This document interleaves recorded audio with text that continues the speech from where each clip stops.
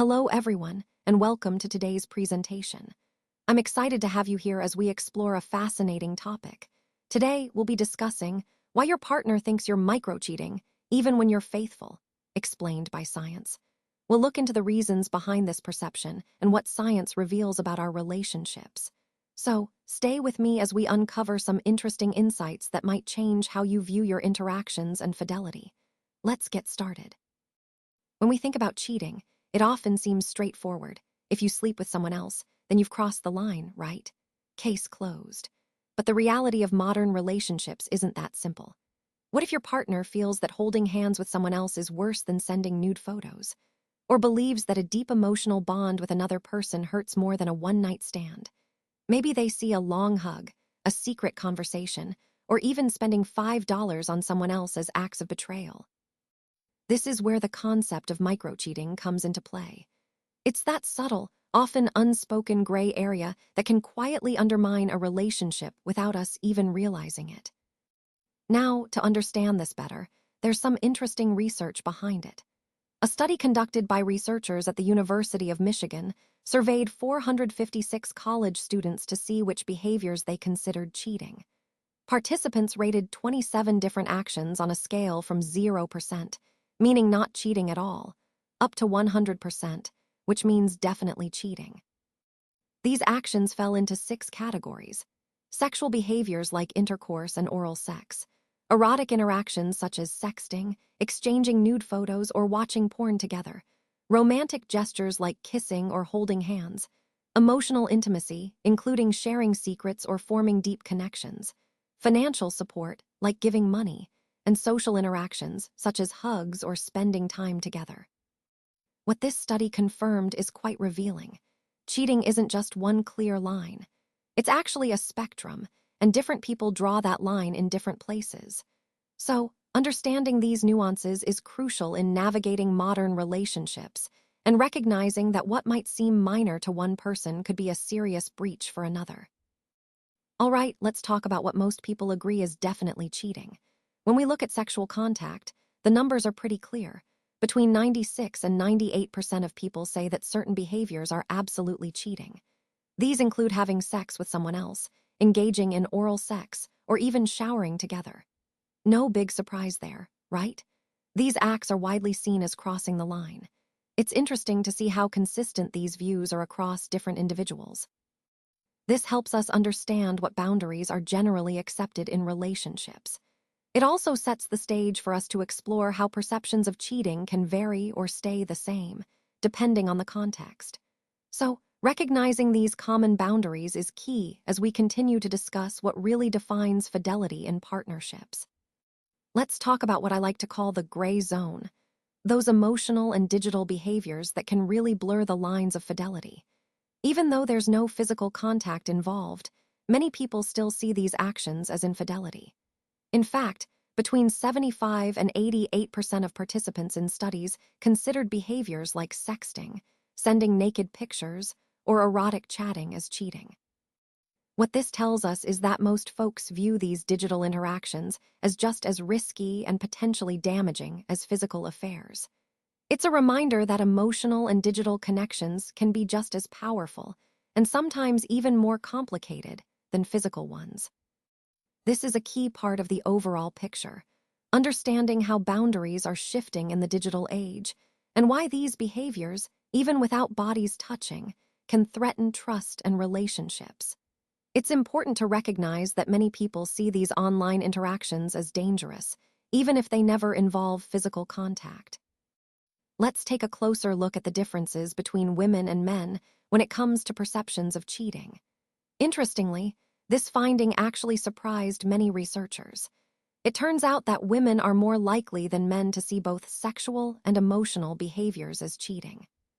So, what exactly do women see as cheating? They tend to rate behaviors like sexting, sending nude photos, holding hands, watching porn with someone else, and emotional bonding all as serious breaches. This suggests that women often view emotional and sexual boundaries more strictly. On the other hand, men tend to see fewer behaviors as cheating. The only behavior they rated higher than women was giving someone $5. Now, why is that? Well, many men associate financial resources with emotional commitment, so even small monetary gestures can feel like a significant emotional investment to them. Overall, these differences highlight how perceptions of fidelity and loyalty can vary between genders, which is important to keep in mind as we explore relationship dynamics and expectations throughout this presentation.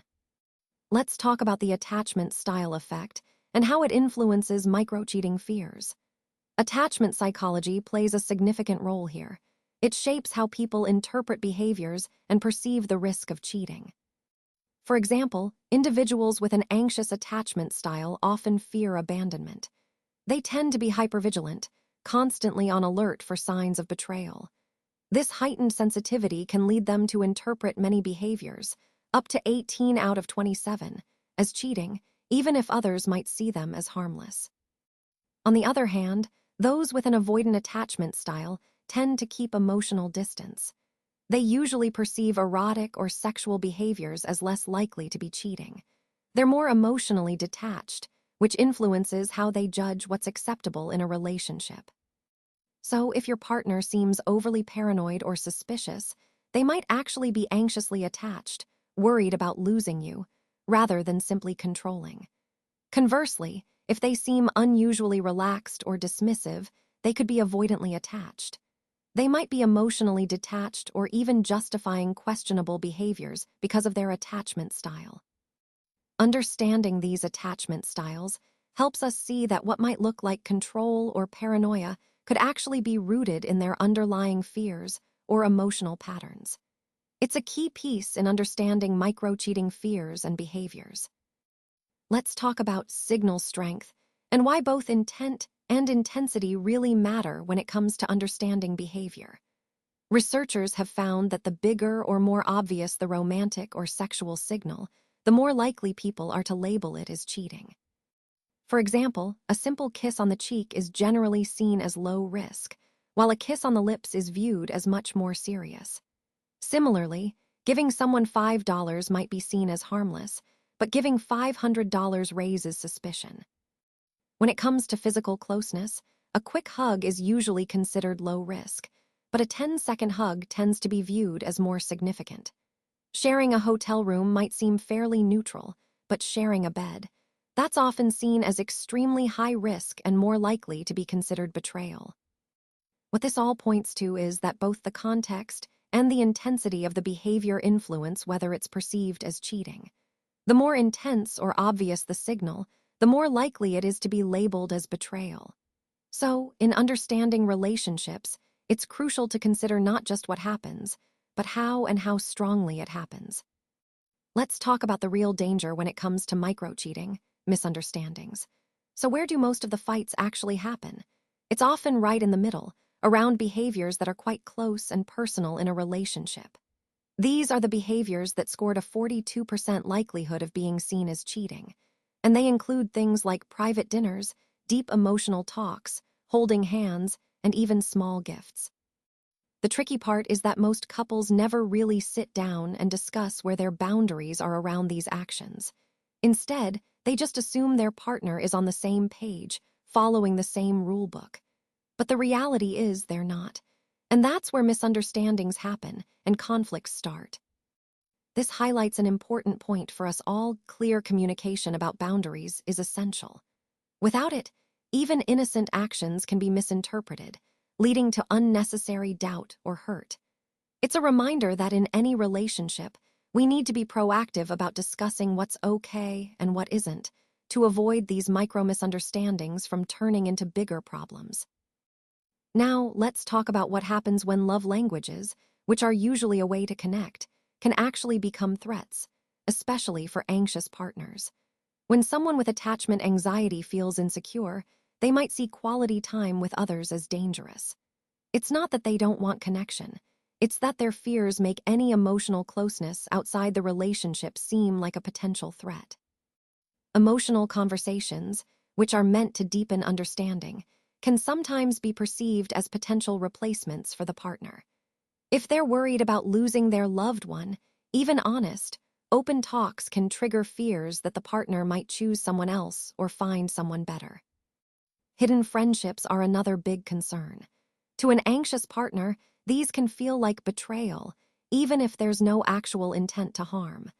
The fear here is that these friendships might replace or diminish the relationship they value so much.